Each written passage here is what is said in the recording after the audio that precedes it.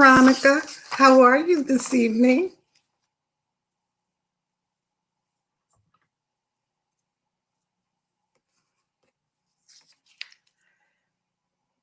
You're muted, Veronica. I cannot hear you. Can you hear me now? I can hear you now. Okay, I'm sorry. I promise we know what we're doing. We're just... Yeah, we really do, folks. We really do. We do. Okay, so welcome everybody to our program here tonight. This is a special tribute program. This is our normal spot that we do the Listening to Legends live interview series. We only have 2 of these episodes left for this year. And so we wanted to take tonight's episode of Listening to Legends and make it a special tribute to those of our inductees who have passed during the year of 2020. This has been an upside down year for everybody, I know. And it's so unfortunate that we lost 2 of our inductees this year. So we are here tonight to bring you their stories. It is our duty to keep their legacy alive, and that's what we're doing tonight. Yes, we're going to have a great hour of conversation with family and very close friends about these 2 mega North Carolina talents. Yeah, we're very honored to have the families tonight of Jimmy Capps and Charlie Daniels. Yes. 2 of North Carolina's finest. Yes, they sure are. And in the genre of country music, you don't get no finer than Charlie Daniels and Jimmy Capps, excuse me. And also what we have done here at the North Carolina Music Hall of Fame Museum, we want you guys to come down and visit us. We have rearranged our museum a little bit, and we have positioned Charlie Daniels and Jimmy Capps side by side here in the museum, and it will stay that way for as long as we can keep it that way. So if you guys want to come down and visit and take a look at the museum, all you have to do is go to our website and schedule your visit. Nowadays, that's the way you do it. You have to schedule your visits to come in and make an appointment. Don't forget to make that appointment, because we don't want you to come for nothing, and we don't want you to come and be upset with us. So just remember to make the appointment, and Veronica will be there to let you take your self-tour of the museum. Yes. And also normally on our Listening to Legends program, we allow you guys to write in questions to each one of our inductees so you can learn a little bit more. Tonight, we're just going to show your comments on screen. And we have so many that are watching already tonight. We got about 118 watching live. So we will put some of them up on screen. If we don't get to acknowledge any of them, we're sorry. We'll try to get to as many comments on screen as we can. But just know that our guests do see your comments. Yes. Yeah, they do see the comments. We're really not trying to ignore you, but sometimes it's just not enough time to get to all the comments. So just bear with us. And should we tell them a little bit about next week's show before? Yeah, we'll go ahead and do that before we get started here. So we have 2 more shows left for this year, and these are weekly on Tuesday nights at 7 p.m. Eastern time. Tonight, like I said, this is the tribute to Charlie Daniels and Jimmy Capps. But next week, we are doing a special Christmas greeting. And so all of our inductees will be greeting you, and you may hear a song or 2. Yeah, from some of our past inductees. You never know. They're in a festive mood. They sure are. Right now, I believe we have about 20 of them that are going to be live with us, so you cannot miss out on that one. Some of those that will be joining us are Ken Knox, chairman of the board. We'll have some videos and live. It'll be both, because not everybody was able to go live with us. We'll have Mike Kerb, Tony Brown, the Embers, Rick Dees. Yeah, Jerry Austin. Yes. Of the Manhattans. Yeah, David Holt and many, many others. So make sure you tune in next week to catch that. And I believe we're ready to begin. Okay.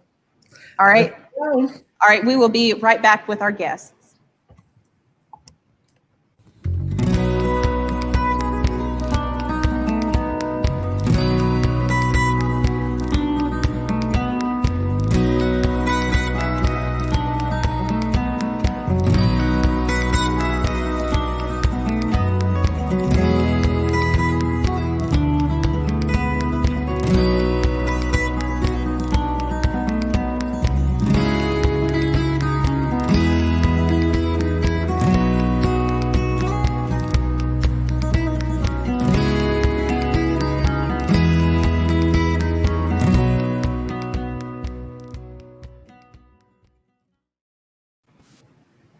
All right, and here we are with all of our guests that are joining us tonight. And so we will just go around the square here and we'll introduce ourselves. We have Chris Malpass with us. How are you doing? Doing good. Thanks for being here, Chris. Oh, doing good. And we have Taylor Malpass. Good evening. And we have Doyle Dykes. Howdy. I love Jimmy Capps. He was my friend and I loved him. He loved me. And I'm glad to be here for you, especially Michelle, tonight. And I also love Charlie Daniels. Okay. They're iconic people. Wonderful. Yes, they are. And then we have Michelle Capps. Hi, and everybody. Keith Bilbray. Hello, How are folks. you guys this evening? Hey. I worked with Jimmy and Charlie both on the Grand Ole Opry, and we were friends for 30-something years. And Wow. well, I miss both of them so much, and they taught me so much. And it's interesting because all my folks came from North Carolina, so I'm really kind of a North Carolinian too. Okay. Awesome. Awesome. That is very awesome. So, How long were y'all married? Almost 13 years. Yeah. wow. Okay. Wow. But we had known each other for 25 Yeah. years. For 25. So the first time you heard Charlie Daniels and Jimmy Capps, what was your first impression when you heard them? Are you asking me? Because Whoever wants to answer. Well, yeah, let's start with you, Michelle. Yes. Well, Yeah. unbeknownst to me, I'd been listening to Jimmy Capps my whole life until I moved to Nashville and came here and recorded. And he happened to be the guitar player on my very first session. I didn't know it was Jimmy Capps that I'd been hearing all my life and that I'd seen on the Opry the few times that I'd been able to visit, And I didn't know that all of those hit records, that I was already hearing Jimmy. And then once I knew, then it was like I could hear the sound of his guitar in my head on all of those records. It's like, oh my God, that's the guy, that's the guitar, that's the sound I've been hearing, all of these years, and I didn't have a name to go with it.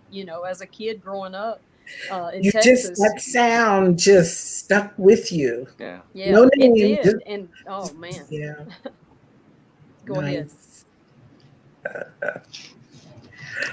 Oh, very nice.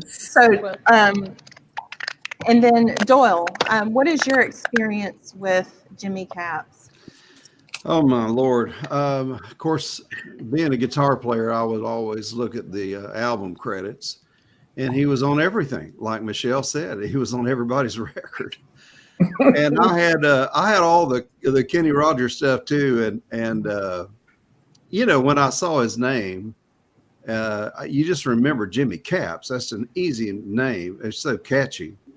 And then I got the job with Grandpa Jones in 1975. And I moved from Jacksonville, Florida. up to Nashville. I had already been one time in Nashville. I was with the Stamps Quartet for a while, J.D. Sumner. And then I left and came home and went back to Jacksonville, married my high school sweetheart, and we've been married 47 years now. And Congratulations. but Rita said one day I got a regular job and I was working as a surveyor, a land surveyor, but I still just loved music, loved guitar. She said, you need to be playing your guitar. And so I contacted Billy Grammer and said, if there's anybody that is hiring a guitar player, let me know. And then within, I think 2 weeks, I had the job with Grandpa Jones.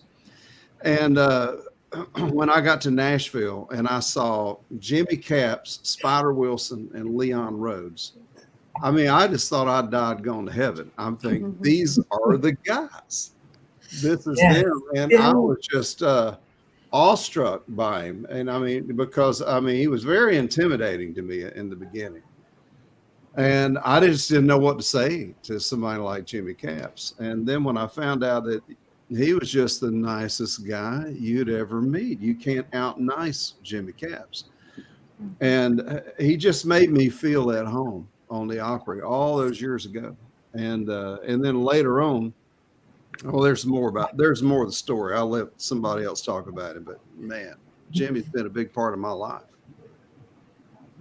Well, Right. I have to tell something about Doyle too, because Jimmy loved you so much, and he loved your heart. And I'll never forget a session that he was playing with you. And the session was over, and it was kind of misty, raining. And you were helping him take his guitars out, and I believe Haley, I believe it was you and Haley, your daughter, and you were helping Jimmy carry his guitars out. And Jimmy was counting his guitars, and he said, "There's an extra guitar here. That's not mine." And you said, "Yes, that is yours. I want you to have it." Was it a 1938? What was it, Doyle? Yeah, I think it was either in the 30s or 40s. I believe it was think the it might have been 30s. now, talking to George Gruen, I think it might have been the 40s. Okay. Wow. Because it was a Gibson, but it had a weird headstock on it and it had a crown on it. Yeah. And I believe we found out that they were made for England during the war. Somehow. All I know is that Jimmy, when you said no, Jimmy, you had brought it and you just wanted him to see it and hear it and play it a little bit, and he wound up playing it on most of the session, I believe, because he sounded so much. good on it. Yeah, well, he loved the guitar, and he just, big old tears came up in his eyes. He couldn't believe you were giving him that guitar. Well, the guitar was kind of sentimental too, because I'm from Jacksonville, Florida, and I got a date at the Florida Theater, which was the iconic theater, for Jacksonville, with an orchestra. And so we brought in Tom Keene from Los Angeles, and we had all these players. And at the end of the day, we spent so much money on, the promoter couldn't afford to pay me. And he owned a guitar store. So he said, and he knew I liked that guitar. So he said, "I want you to have this as payment." And I said, "Well, no, I can't." And he said, "No, I really do." And so I love that guitar. But when Jimmy was playing it, I thought, that's his guitar, it's not mine. Oh, well, it sure touched his heart. It meant a lot to him. Great. So now the Malpass brothers that are with us tonight, you guys have a very, very special connection to Jimmy. Tell us a little bit about that. Well, Chris was doing a record. I was 8 years old. I hadn't even started playing yet. And Chris and a guy named Adam Barber from here in North Carolina were recording a CD in Nashville, and Jimmy turned out to be the producer on it. And that was the first time we met him. And I knew from the first time that first couple of days I was around him, I knew that even if I didn't even play it, I knew I wanted to be like Jimmy Capps. not even as a musician, just as a person. And he was that kind of guy. And he was automatically like even though he was older than I was, almost like a big brother. He Wouldn't sure you say loved so, y'all. Chris? We loved him very much. And Jimmy Yeah. actually did some producing for you First early time I on, didn't he? Go ahead, Chris. What'd you He say? did. He produced my very first ever CD there. He did. That was Jimmy was the first album that I did, and I had knew about Jimmy through Clyde Maddox, who was a friend at home, and so we already idolized his playing. But the first session, he was just so patient and kind with me. And he didn't have to be. I was just a kid. He didn't have to be that way, but he was just so patient and kind, and our friendship just grew and grew through the years. And when we played together, he was like a third brother or something like Taylor said. We were all kind of raised in the same area, and so he was a great guy to work with. Now, he's one of the few people that could really understand what you were saying, Chris. That's- Yeah, well, that's the big thing. Yeah, he could understand exactly what we were saying. Anytime you can say I need to have an I opinion, held my laughter in there for a you're from minute. the same place.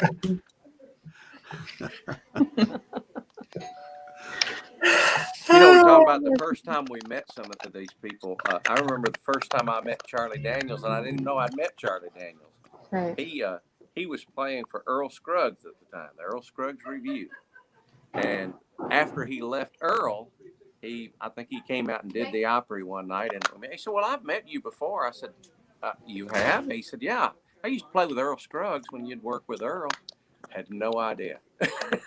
Oh, But wow. that was his first gig in Isn't Nashville. that He played with Earl something? Scruggs Review. Yeah. Wow, that was nice.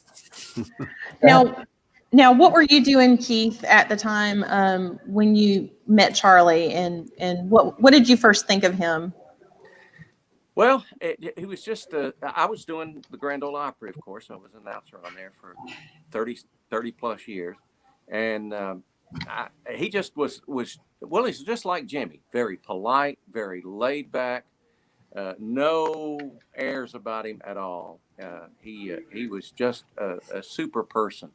And of course, his wife was just precious too. And we just became really good friends outside of the business. That didn't really matter. We were buddies first and worked together second. And that was the same way with Jimmy. I have an affinity apparently for North Carolina folks. They're my kind of people. Even the Malpas brothers. And I do understand what they say most of the time. Can I tell a funny Charlie Daniels story? Sure.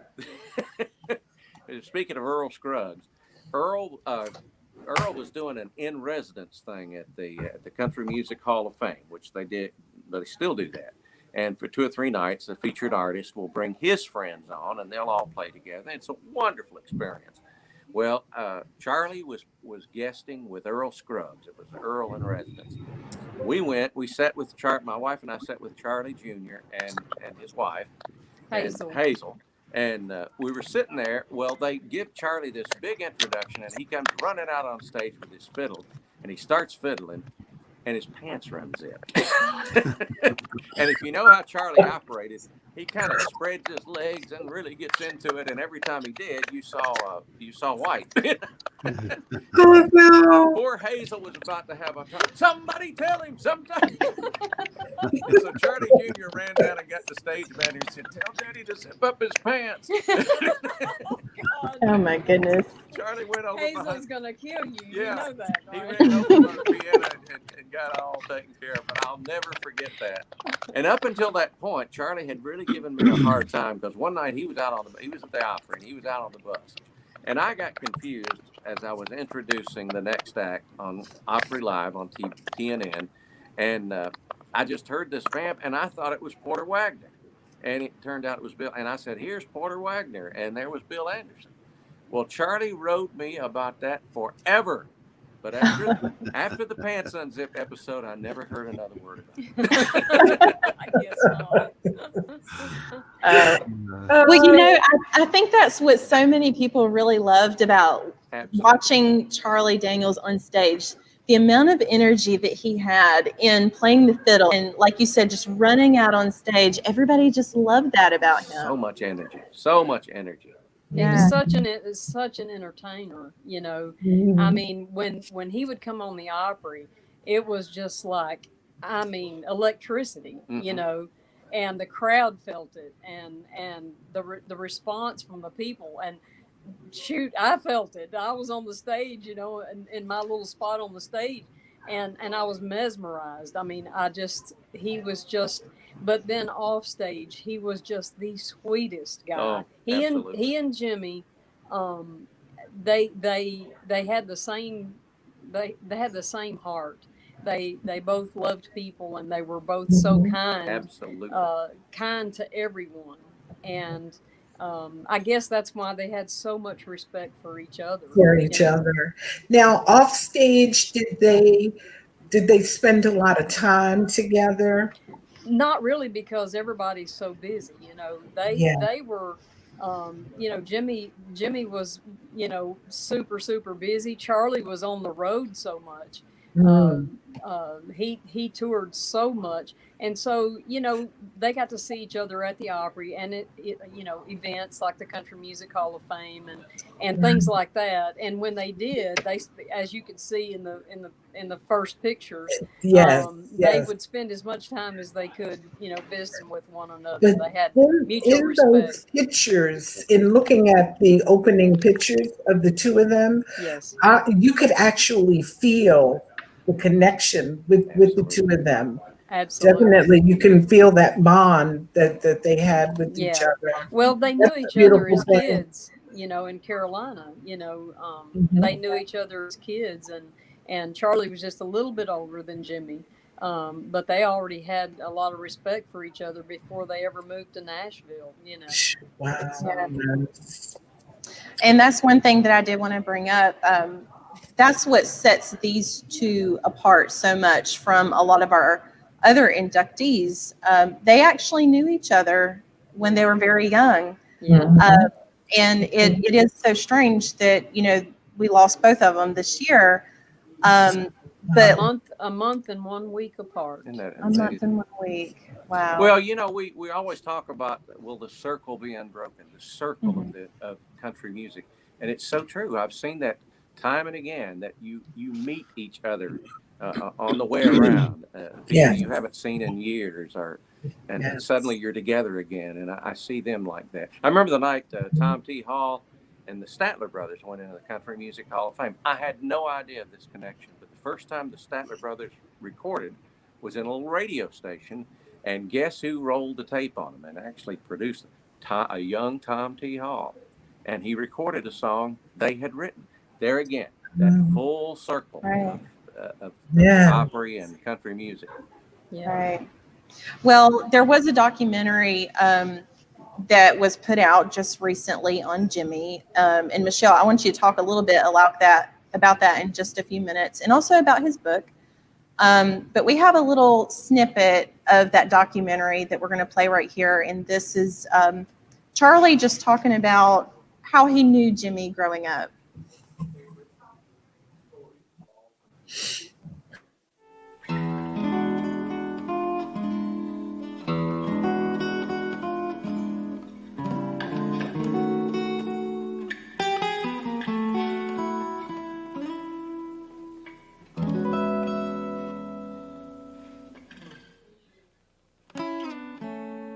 I've known Jimmy Capps probably longer than just about anybody.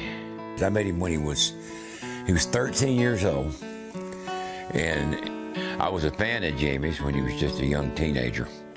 He was a child prodigy. He was a hero to all those young musicians. I was a couple of years older than he was, but he was already out there doing what I was dreaming of doing. We were just two little boys from North Carolina dreaming of playing music for a living and dreaming of the day of being on the Grand Ole Opry. Here we are, both about 80 years old, and all of our dreams come true, and so many times over. But I know that neither one of us got here by ourselves.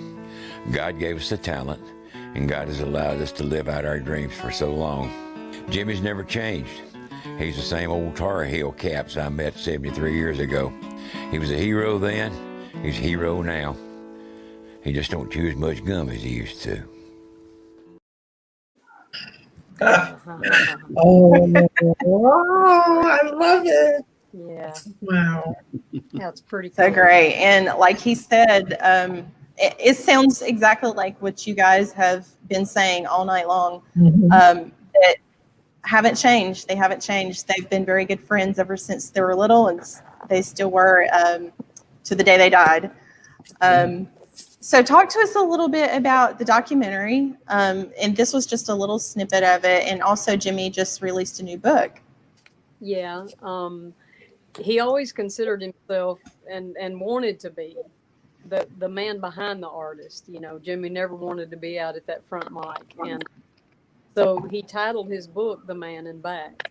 And he had that title for years before he ever, really thought that he could write a book. And of course, he never thought that anybody would ever buy his book, which we found out, It's not true.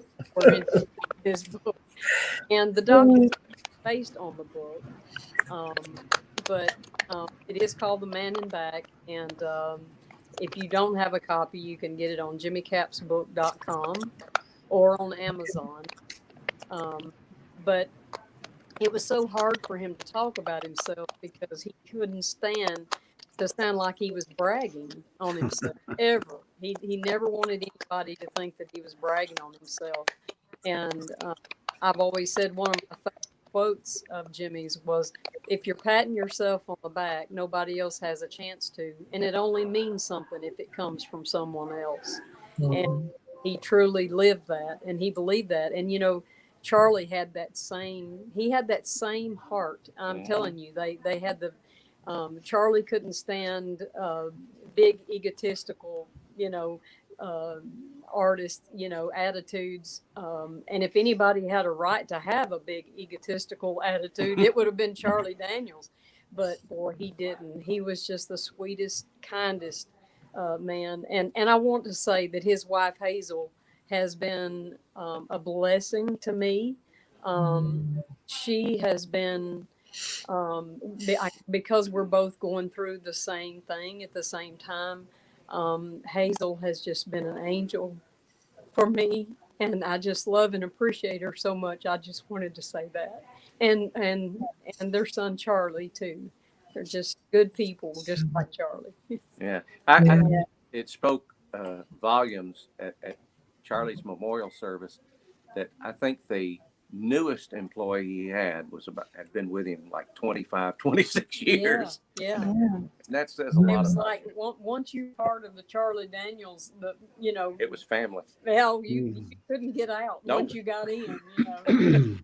He was so good. He was so good to all of his guys. His road manager was Dean Tubb, who was the son of Ernest Tubb. And he drove the bus. And Charlie and handled Hazel everything. He still drives for Hazel. He still drives for Hazel. But and that came along at a time after Ernest had died. Dean had lost his father, and Charlie, he just kind of became his new father. Yeah. Oh yeah. And Hazel, he is family. Well, Hazel says he still comes to Sunday dinner. Dean does. Well, his Dean's son, they look at him. Evan is their grandson, and Evan's their grandson. That's just all there is to it. So, I tell you what, hold that microphone. Bring somebody else in. Okay, all right. Somebody else talk. Oh, great. Well, Michelle, they also just honored Jimmy in his hometown of Benson. That was last year, right? Yeah, last May. Yeah. That's actually the event I went to, and we got to see the Malpass brothers perform there as well. That was really special what they had done for him out in Benson. His home that he grew up in, they actually put a placard there in the ground in front of the home, and then named a street after him as well. That was really exciting. Great. Yeah. Wow. He knew about the plaque that was going to be in the sidewalk there in front of his little house, just a little modest house that he grew up in, but he didn't know about the street. So that was a surprise. Yeah. Yeah. Just so sweet. And the the town is so proud of him, the town of Benson, and they were so kind, and it just touched his heart. That meant so much to him, you know, to be able to go back home and have that kind of welcome, and for Chris and Taylor to be part of it, you know, with him meant a lot too. Right. We actually have a little clip. Tell us the story. You said that this was right before the Benson event. You guys talked to Charlie, and he said that he was just so proud of Jimmy for getting that major accomplishment in his hometown. Yeah. Yeah. So here's that clip from the town of Benson.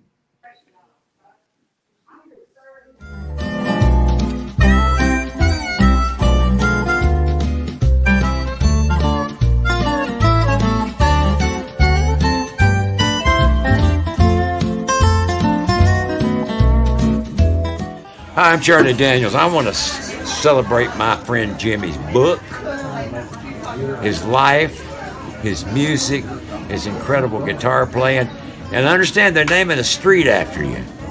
Putting a plaque in front of your house, man, you're getting big time. Love you, buddy. God bless.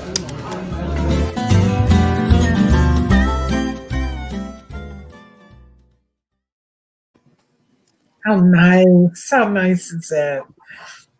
Yeah. That's a great honor. Yeah. A great honor. Yeah. Absolutely. Very humble. Very humble I have man. someone join us here. If I You can know- get him on camera. Hold on just a second. There's Mr. Larry Black. I don't want to be on anything that has Chris and Taylor. Hey guys, Hey, Larry, how are you, bro? those guys are incredible. I know. Everybody seems to be picking on you guys tonight. Yeah. We owe about everything we've ever done to Larry Black and Jimmy Capps, that's for sure. Well, Jimmy loved you guys, and I know you loved him very, very much. Yes, sir. We I was gonna say, y'all were talking about stuff going around full circle. We actually we had never played the Opry, and actually the first time we ever did it was they were celebrating Jimmy's 60th anniversary, and he was the first time he ever played the Opry was with the Luther Brothers, who are like our heroes, and they did the Knoxville Girl, and Jimmy called us and asked would we be willing to do it, and I was like, of course.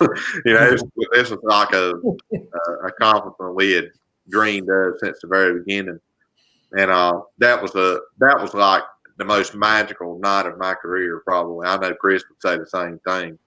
Getting to do that with Jimmy, and it was just a complete full circle, and it was we just know him so much.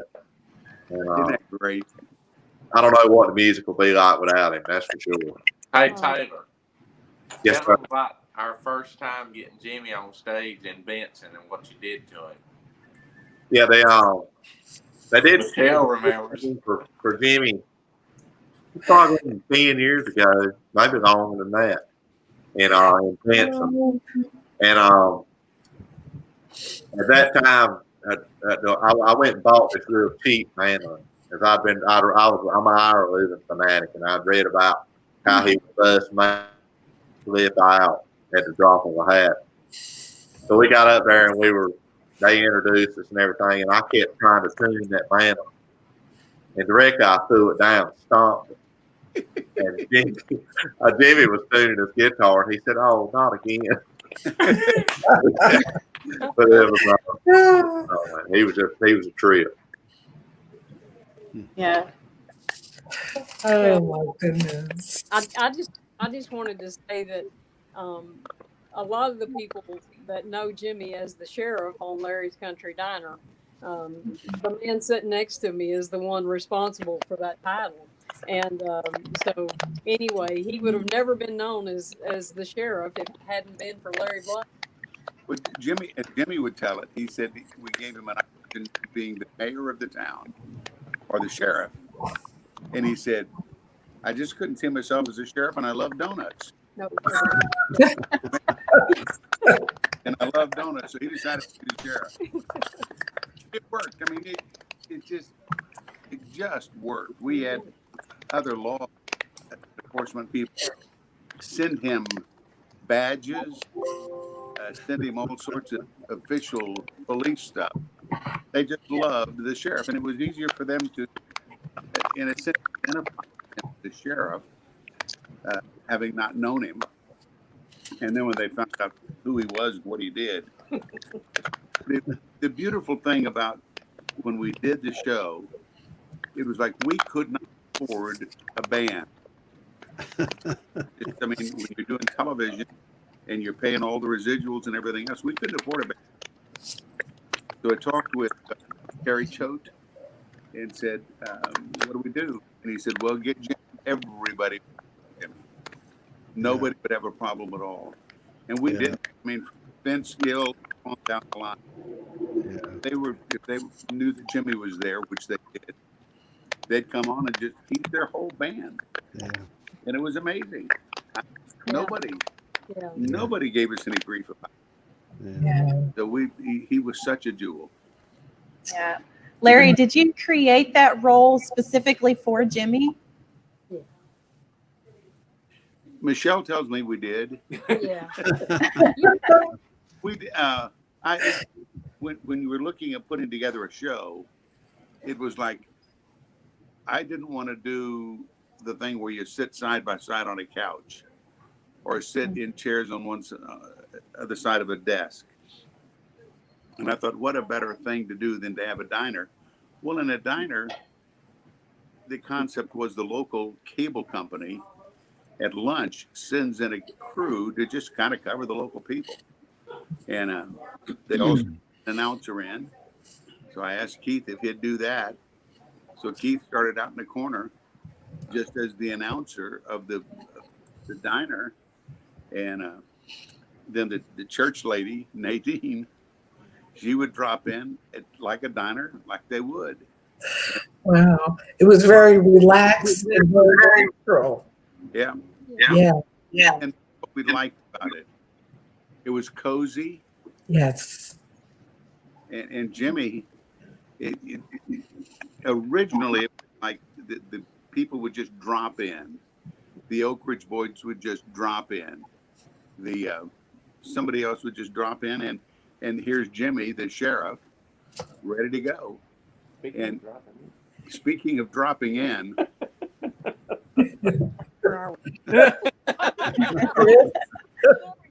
The real Nadine. This is Nadine out of Nadine costume. So quit playing with the camera. Hey, Nadine. You don't want to see Hey. the face. yes, we want to see the whole face. Well, hey, Chris. How you doing? There's Taylor. There's Taylor. Bill Dykes. Bill Dykes. My goodness. Bill Dykes. Go on.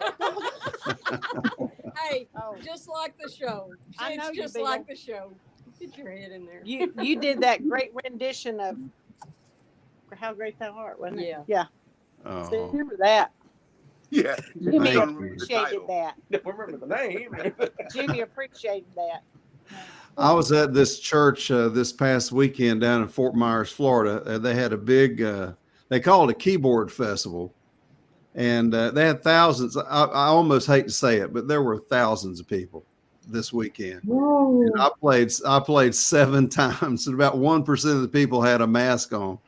Anyway, I probably shouldn't be saying that, but it was incredible. It's like you just forgot it. And I've been wearing one at home, but not here. But anyway, a man came up to me at my table, at my CD table, and so he said, "So do you know? Have you ever played with Jimmy Capps?"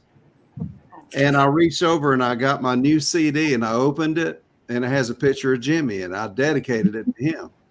Wow. And I said, I want you to have this just for mentioning him. You made my night just mentioning his name.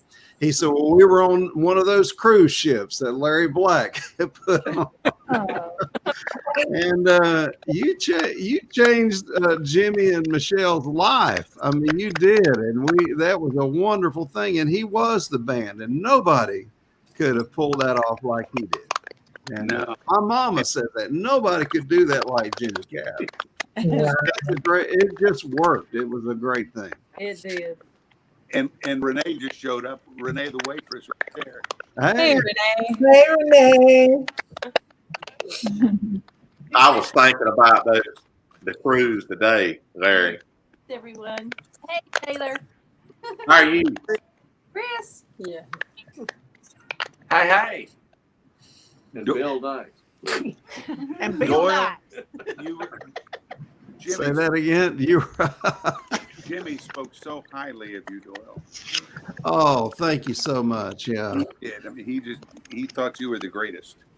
Well, I appreciate that so much. I remember years ago, I was on Ray's label, Pennington, and his one of, I guess his secretary sent a CD over to the Opry.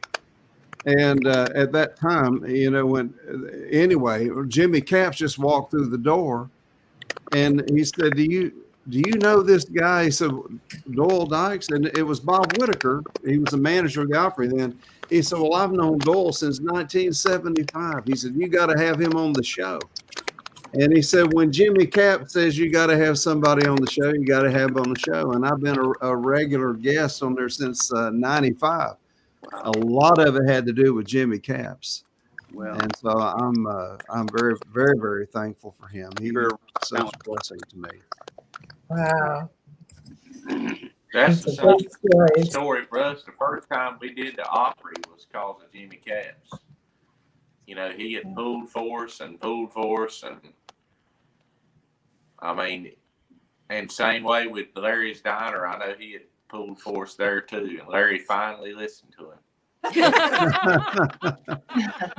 Well, to switch gears just a little bit over on the Charlie Daniels part too, I was with Grandpa Jones, and I had met Ronnie Van Zant, Gary Rosington, who was also, I think at one time, and he was invited to come. I guess he couldn't make it tonight, but I met the whole Skinner group, all of them, Alan Collins, and I knew 38 Special, all those, well, Jeff Carlisi, all those guys. So when I remember passing by the stadium in Jacksonville, and Charlie Daniels was there. I mean, that place was just packed with people. And it was just right after that, I was on the Grand Ole Opry and was backstage, and I looked over and I couldn't believe it. But it was Charlie Daniels, because he was such a rock star in my eyes, you know, Southern rock. I thought, well, he really does love country music. And I walked up to him and I said, I'm from Jacksonville. And I said, thank you for saying what you did, you know, about Leonard Skinner in your song. And he said, now, boy, them boys can pick, let me tell you, you know. And he was just that regular guy. Just I knew right then he was just a wonderful person. You could tell. Yeah. He really loved it. So he was really a country music fan all the way. You know? Yeah. Yeah. But what a rock star at that particular time. Well, we have something here, Michelle. I don't know if you've ever seen a copy of this or not, but we were going through our files here, and this is a letter that I received in 2013. It's from Charlie Daniels. We're actually going to put this on display here at the museum. I'm not going to read the whole thing. I'll send you a copy, though. I'll just read a line or two. Okay.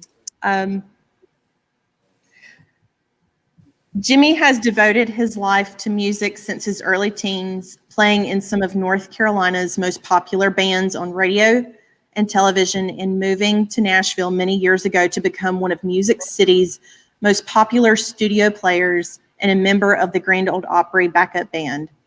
In a state that has produced and given to the world such an abundance of fine musicians, I sincerely believe that Jimmy Capps stands among the very best.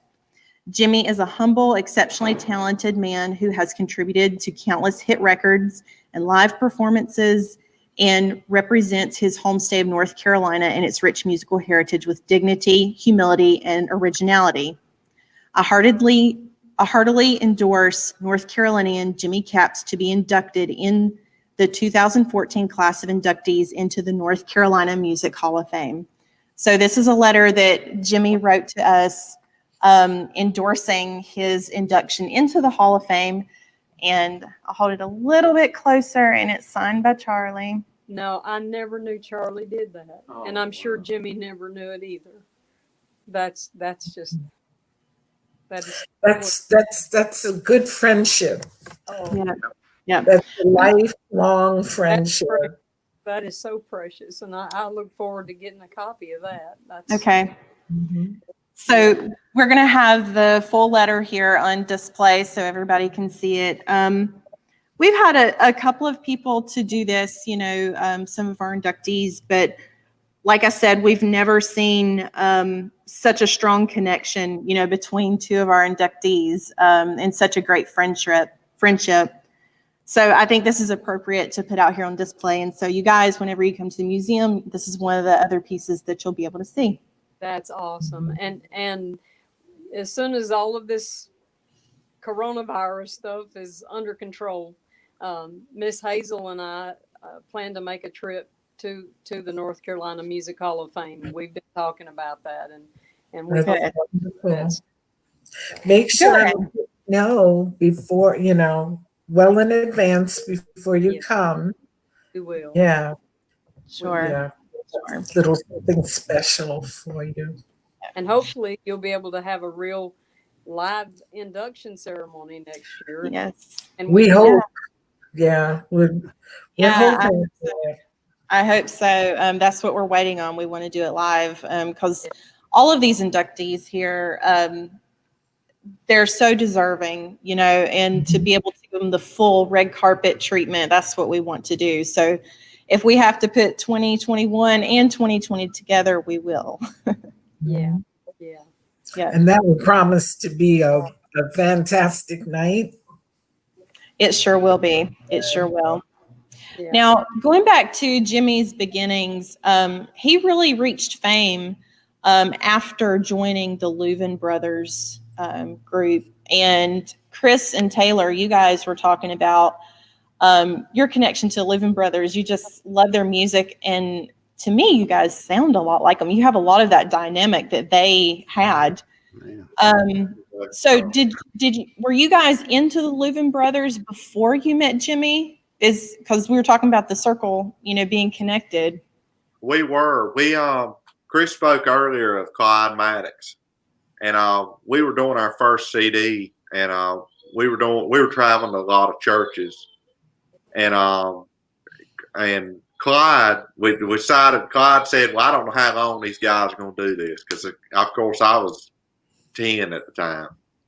And he said, so we need to record, we need to make a record and do this so we can save it. And so I remember we were sitting in the studio, and Clyde laid like a stack of Louvin Brothers records down. He said, y'all need to study these guys. He said, and I really think that this is what you guys need to be doing.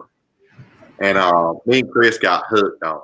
I mean, we were just, it was, I remember the first record, listening to the Louvins, it was just like, I knew that was like going to be my ultimate favorite band of all time, And of course, I'd already met Jimmy, and I don't know.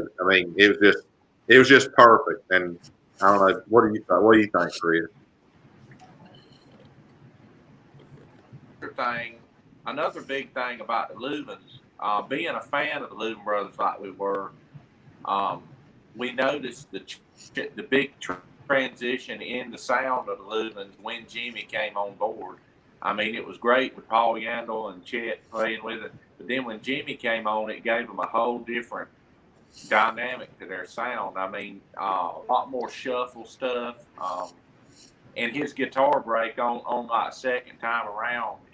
Every steel player in the world was trying to figure out how he was doing that, and he was doing it on guitar. It's just, wow.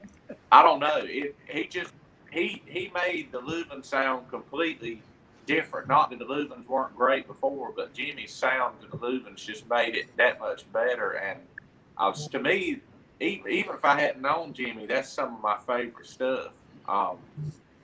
And like I say, the Leuven brothers, Taylor and I do have a big connection because we started that same way. And then Jimmy was from North Carolina. We're from North Carolina. We're a brother duet. Of course, we get along great, don't we, Taylor? We don't fuss on it. You notice he didn't say anything.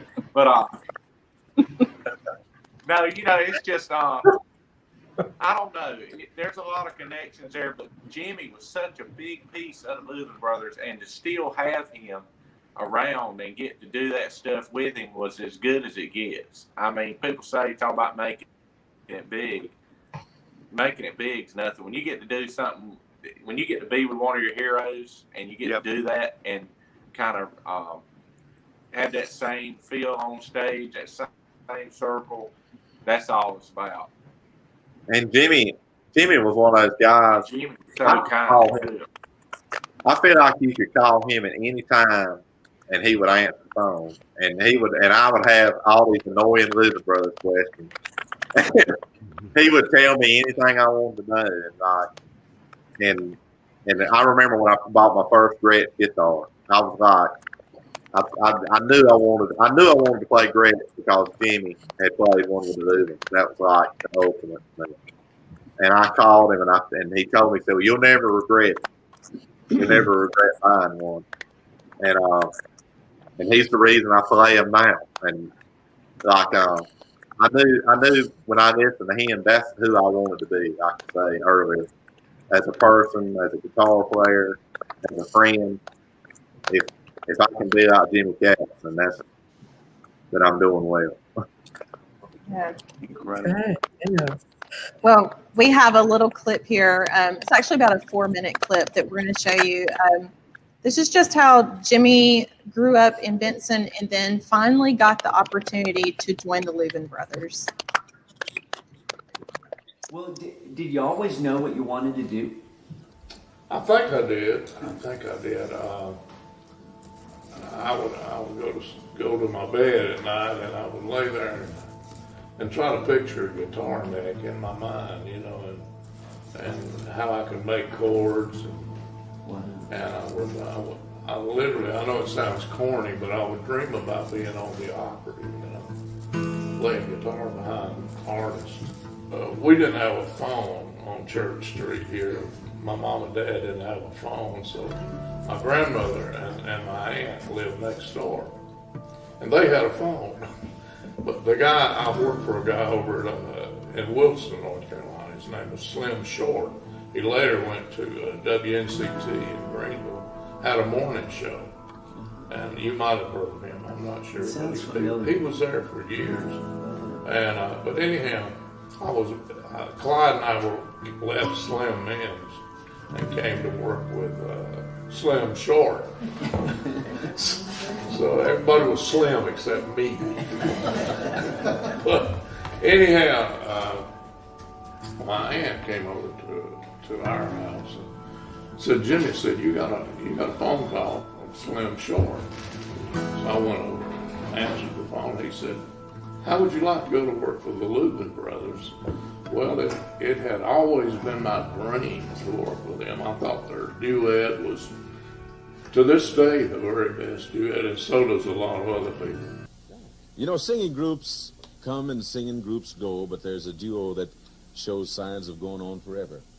Ladies and gentlemen, Ira and Charlie, the Leuven brothers. Thank you, T-Tom. Thank you very much. We're What do you think? mighty proud of you. And Chet Atkins played guitar on their record, and I thought it was the prettiest sound I'd ever heard, on guitar.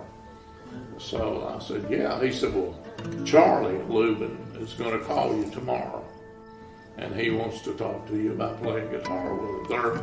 Their guitar player, Paul Yandel, has been drafted, and they would like to talk to you about going to work for him. So he called me, just like Slim said he would, and he said, we're playing Burlington this week, and he said, can you meet us there and audition? I said, well, yeah. Well, there was a duet that worked with Slim over in Wilson, and it was Buck Jones and Tommy Hagen, and they sang all the Lubin songs in the same key. So I knew basically everything, all the solos and intros and fills and stuff. So I met them in Burlington, North Carolina, and auditioned, and their guitar player was with them, Paul Yando. He hadn't gone into service yet, and he had recommended me for the job. And so I auditioned, and they seemed pretty happy. And Paul said, why don't you play us an instrumental? I said, okay, what would you like to hear? He said, how about Malagueña? And I said, Paul, I don't know Malagueña. And Charlie said a classic statement. He said, me and Ira hardly ever sang Malagueña anymore. So, and we're going to hire him, he said. Yeah. Charlie did. So that's how I got my job with the Lubins. So they hired you even though you didn't know how to play that song? Yeah. How old were you? 19. That's a pretty big deal for being 19. Yeah, all it was, I thought I'd hit the big time.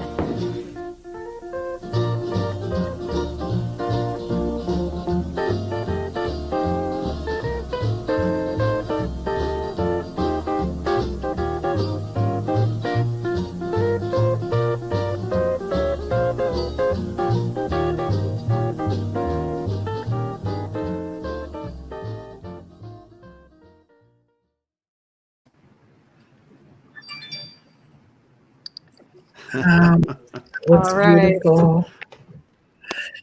Great memory. Well, I'd like to say something as far as a guitar player. When I started with Grandpa Jones, I was just so shy, and I'd get up on stage, I was just afraid to even play out. And being around Jimmy, he had such a command about him. He had so much confidence, and confidence is a gift. I mean, it's not something you just go out and get. It's a God-given gift.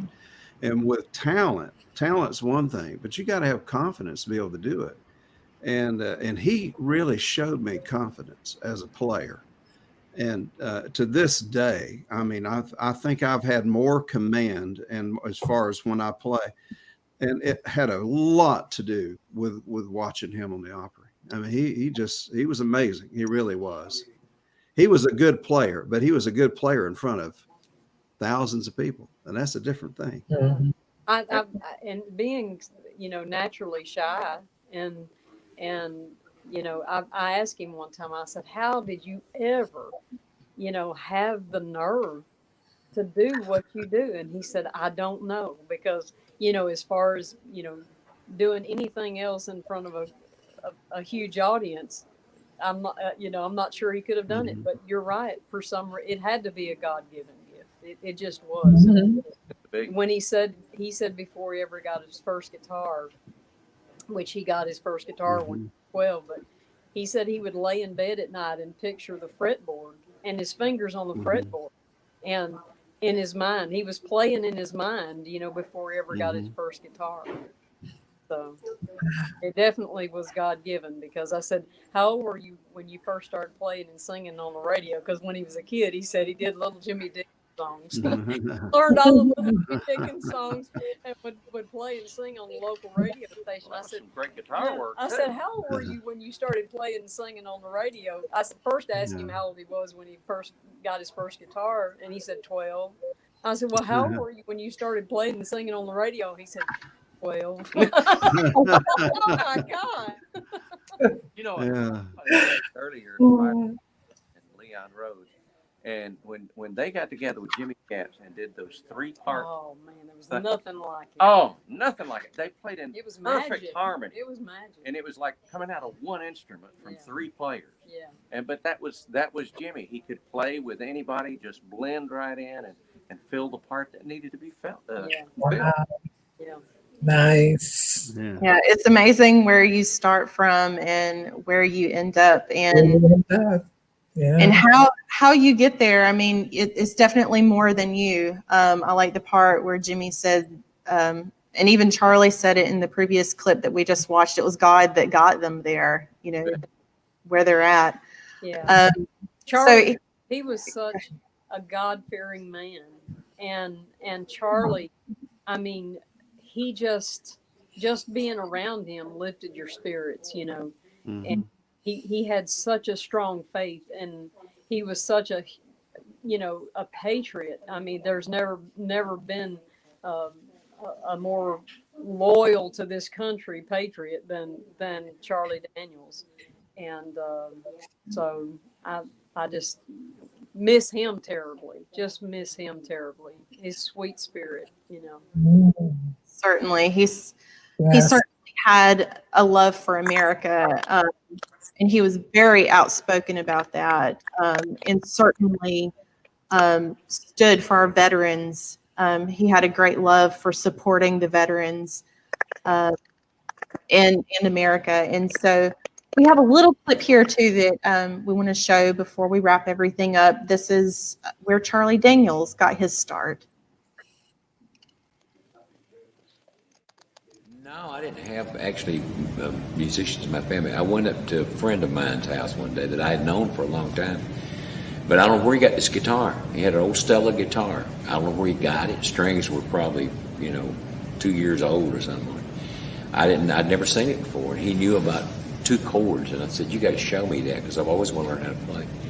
And he did. And we just kind of started from there, just going around bugging everybody in the neighborhood that would know, would know another chord that we didn't know or know a guitar run that we didn't know. And, try to figure it out and try to learn how to play. And we learned to play a little bit. And I switched to mandolin and a little later on to a fiddle. He switched to a 5-string banjo and we had a little bluegrass band. First money I ever made playing was in probably about 1954, I imagine. And Russell Palmer, the guy that taught me the chords on the guitar, his daddy ran a filling station in this little place called Gulf, North Carolina, which wasn't nothing but a wide place in Highway 421.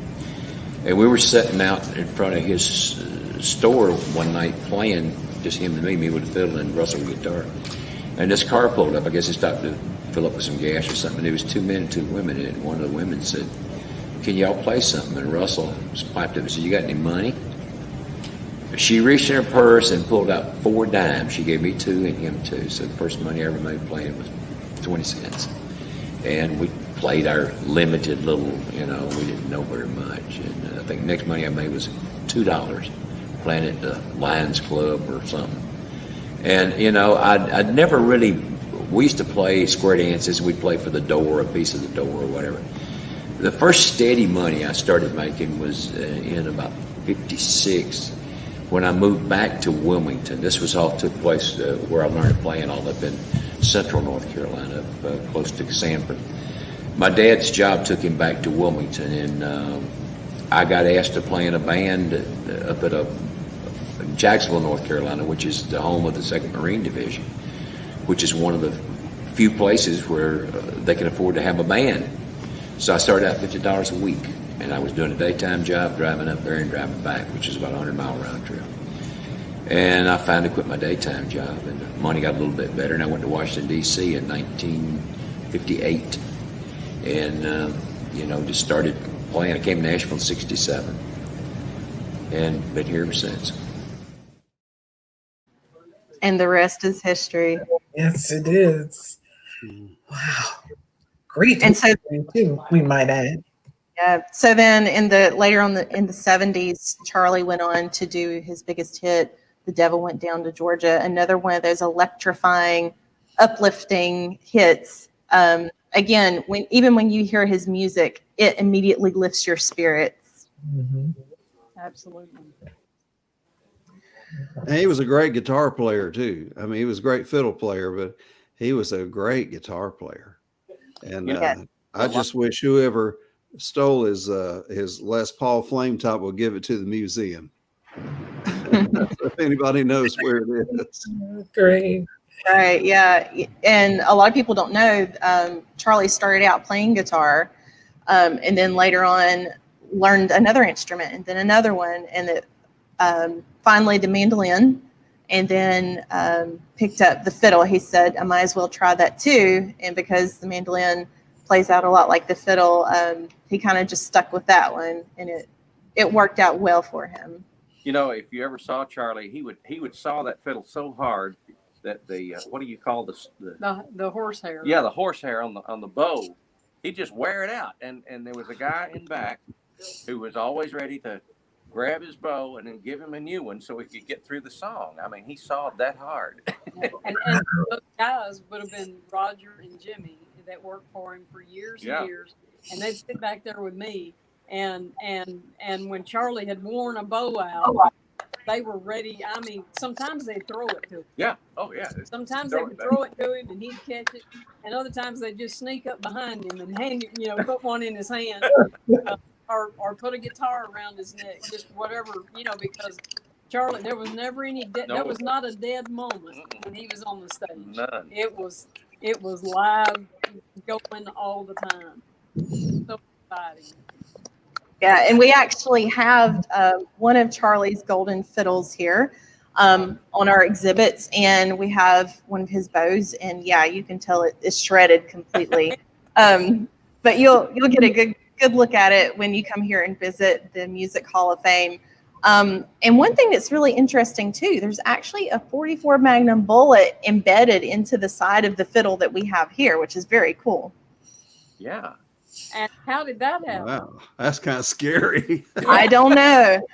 We never learned the story about that. But it's a very, very interesting piece.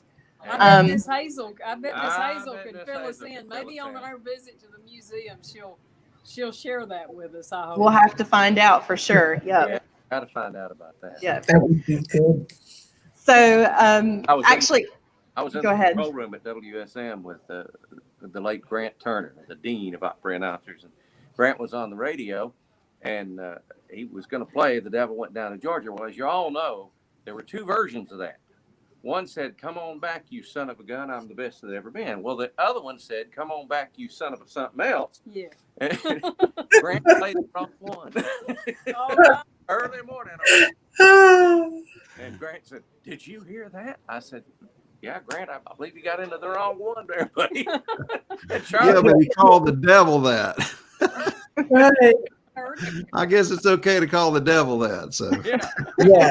Yeah. But that works. Maybe ask Pastor Gary that's watching out in California, Brother Harding. He might be able to tell us that. So. He didn't sing the No, other version anymore. He sang "Son of a Gun." Yeah. He didn't sing the other version anymore. Of course, recently when they did the tribute to him on the CMA Awards, they did the version with the other word, of course, and I thought, oh goodness, Charlie. Oh, Grant Turner would have been very upset. Well, funny you mentioned that song. We're actually going to close out our segment here with "The Devil Went Down to Georgia." Awesome. This is only a little snippet of that clip, but if you go back and watch this one in particular, this is his performance at the Grand Ole Opry. You'll see where he flips the bow and he does his motion and they bring him another bow, which, like you said, is a regular thing at his show. Yeah. Well, we are going to close out this special tribute show tonight. Michelle, especially to you, I want to thank you for coming on and doing this with us. Yes. It is an absolute honor to have Charlie and Jimmy as inductees here, and they will forever be inductees here at the North Carolina Music Hall of Fame. Well, I appreciate what y'all do for both of them, and I'm so proud that they're both members, and it was an honor to be a part of this. I have to admit, it was not an easy thing to do. I looked forward to it and dreaded it all at the same time. Yes. I appreciate, what you're doing, and I just honor Jimmy and help you honor him, and y'all have done a wonderful job of doing that. And thanks to Doyle and Thank you. And Chris Taylor and to the North Carolina Music Hall of Fame, and just appreciate all of y'all so much, and keep Charlie's family in your prayers, Miss Hazel and Charlie, Junior, and all of the CDB. You know, keep them in your prayer. Mhm. You know, Absolutely. like we miss our Jimmy. You know. Yeah. We appreciate you and we thank you. And we pray that you will get over this and remember, just come back and visit the Hall of Fame anytime. Thank you. Thank you. Mhm. Thank you all. Yeah, guys. All right. Thank you. Chris and Taylor, thank you for coming. Doyle, y'all. thank you for being with us. Everybody get this. Don't Yes, forget to order absolutely. a Christmas present. Yes. Man in back. The man in back. Jimmy Caps. Happy holidays to you guys. All right. To get his Enjoy. music, Jimmy Thank you Caps. so much. Merry Christmas. All right. Keith, thank you. Larry, your whole crew, thank you so much. No, at Larry's house, we're having the Larry's Country Diner Christmas dinner tonight. So. Thank him as well. Thank him for us as well. We will. Yeah. All right. Everybody have a good night. And please take care. And please remember to keep both of these families in your prayers. And we hope that you have a good night. Take care. Thank you. Love y'all. Charlie Daniels Band.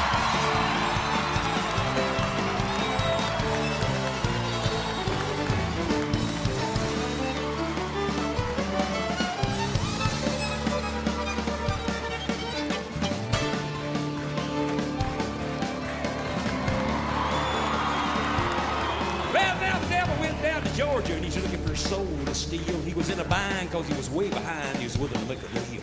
When he came across this young man sewing on a fiddle and playing it hot, the devil jumped up on the hickory stump and said, "Boy, let me tell you what. You probably didn't even know it, but I'm a fiddle player too. And if you care to take it there, I'll just make a bet with you. Now, you play pretty good fiddle, boy, but let's give the devil this due. I bet this fiddle is gold against your soul, but think I'm better than you. Boy said, my name's Johnny, and it might be a sin, but I'm gonna take that bet. You gonna regret, cause I'm the best it's ever been. Johnny, rosin up your bow and play your fiddle hard. Cause us for cruising Georgia and the devil deals cards. If you win, you get the shiny fiddle, let it go. If you lose, the devil gets your soul.